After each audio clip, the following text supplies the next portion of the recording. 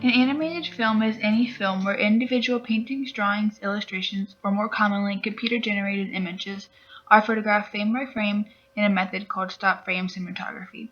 Each frame differs slightly, giving the illusion of movements.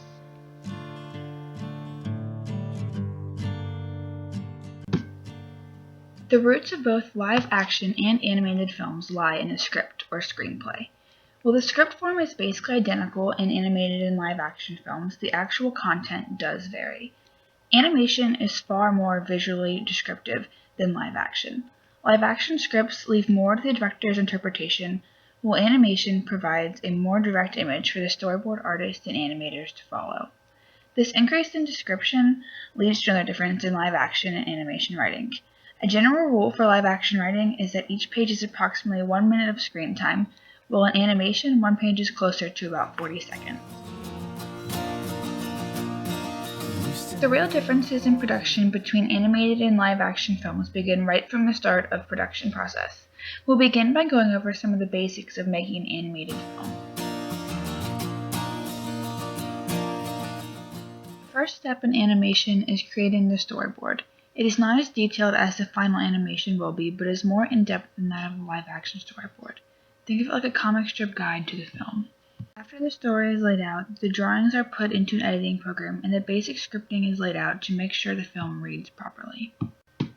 Next comes the modeling process, where 3D characters are built based on the computer design.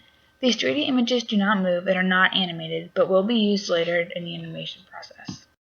Then it is time to begin rigging, which is basically just giving your 3D animation the ability to do the things you want it to do using a 3D skeleton that is designed on the computer.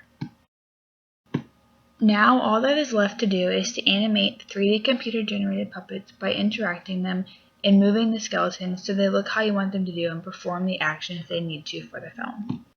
After this, lighting is adjusted to make the film look cohesive and sound is added.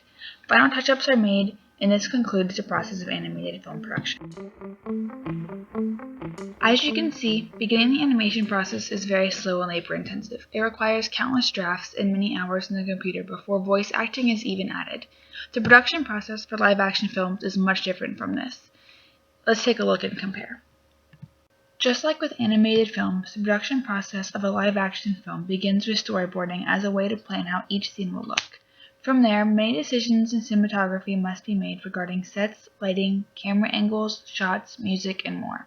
The key differences between live-action and animated film production include the fact that live-action films require an extensive and often very expensive amount of set design and planning. Actors also must be trained to perform using body language and expressions, and not just voice acting like an animated production. There is far more off-camera work in the form of costume artists, set designers, stunt specialists, and more as compared to a much smaller but more technical crew needed for animated production.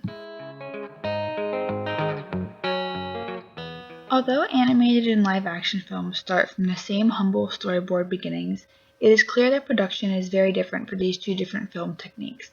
They require more time and attention in different areas from each other, and their expenses come in different forms. Neither is more time-consuming or difficult than the other, but they are both very different art forms with very unique techniques. Now let's examine the role of cinematography in each different form. Cinematography in live-action and animated films actually ends up having a very similar effect on the two very different film techniques. Although technically in animated films any camera angle is possible, animated films tend to stick to the same traditional camera angles used in live-action films because they provide a more realistic view based off of how you would normally perceive your surroundings. The cinematography team will even use virtual cameras to simulate how the shoot would be taken in a live-action film. One of the large differences in cinematography between live-action films and animated films is the way lighting is used and created. In live-action films, lighting is typically created and adjusted on set.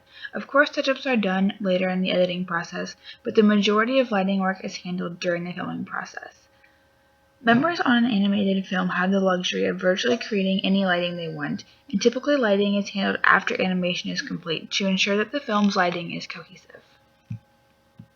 Another area of difference in cinematography between live-action and animated films is sound.